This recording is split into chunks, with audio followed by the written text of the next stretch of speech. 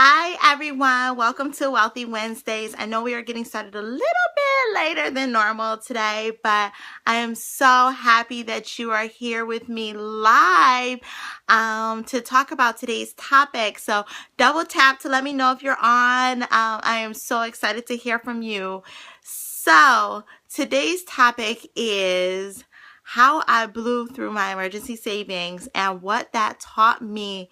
Hey, how's it going? So happy you could join. Yay, good to see ya. I love all those hearts. Keep them going. Keep them going. Thank you. So I just wanted to talk about my experience. So it's really interesting because I actually had a conversation with somebody this weekend, and I was talking about how I started to feel like I wasn't capable of really just leading and being an example about finances because of the fact that I ended up having to spend my emergency savings. I felt a lot of guilt about that. But then the one thing that I learned is that I had it. I had it to be able to use, because what do we teach you all the time? Like, you have to have an emergency. Hi, Rachel. Thanks for joining. So you teach you to have an emergency savings account so when you need it, it is available. And so I ended up having to use my emergency savings because I had to pay for the nursery, all the doctor's appointments, and everything out of pocket. Well, I had to pay my copay and deductibles and all that other good stuff. But before you hit your deductible level, things are really, really expensive. And so doing that, and for like a period of time not being able to work because of pregnancy fatigue, I ended up having to blow through my savings account. And so I started to feel guilty, like, how am I, the financial person who's supposed to be leading people and helping them to get right with their finances, how am I qualified to do that if I ended up having to tap my own emergency savings? It made me start to feel like I wasn't the right person to be able to even be an example about what to do. And so then when somebody told me, is that they said, stop beating yourself up because you had the emergency savings. This was an emergency and you were able to use it. And thank you for the love. Thank you, thank you, thank you. And so what it taught me was that you never know how life is going to go. And so you definitely need an emergency savings account.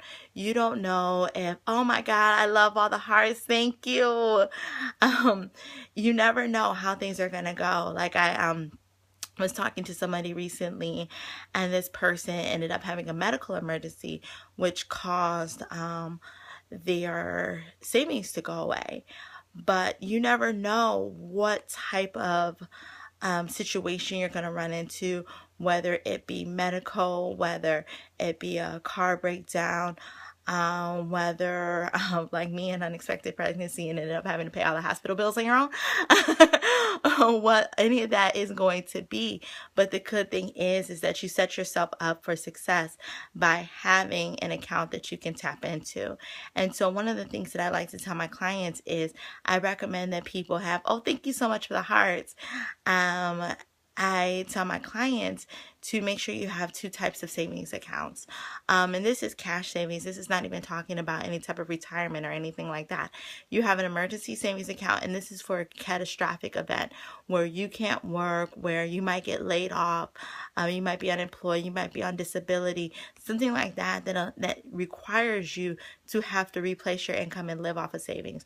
So you have an emergency savings account, and with that, you definitely want to have something like 6 months of expenses in your emergency savings account. And for my single moms, I would actually even say if you can't get to 9, because you'll be replacing your income and you'll be the only one responsible for it. So it'd be a lot riskier to have just a little bit of money in that savings account.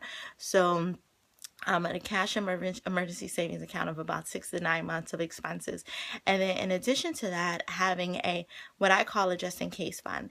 A just in case fund is something where your car might break down. If you own your home, or if you're not renting, a refrigerator breaks down, something like that. Something that forces you to have to something that you would have otherwise had to charge if you did not have that cash. And then that just in case account, keep about $500 in it, because $500 is the difference between going into bankruptcy or losing your house or not. So something just as simple as having a car repair that needs to be done can cause you to tap your credit card.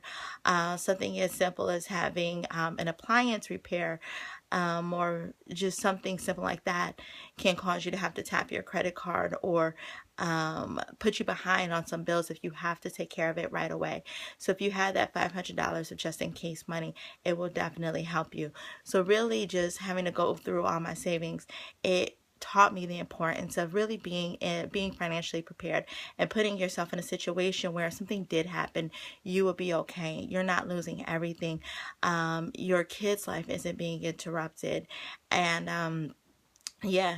So I'm a big believer in savings, and I had to realize that I needed to let go of the guilt for having to tap it, because if I was able to build it up once, I can definitely do it again. And at the end of the day, I'm still standing. And so thank you, God, for that. And so thank you so much for joining me here today. This is our Wealthy Wednesdays Periscope, and you can join me in the Phenomenal Moms Facebook group, where you'll be joining with a lot of other single moms who are there to uplift, encourage, and just hold each other accountable for being the best moms and best people that we can be. And we are doing a 30-day challenge right now where we are working on getting our money all together. And we're doing small little action steps each day so that add up to a lasting difference. So yeah, so head on over to the Phenomenal Moms Facebook group and join us there, because it's all about building our own legacy and being that example that we need to be for our kids. Thank you so much. See you next week. Bye.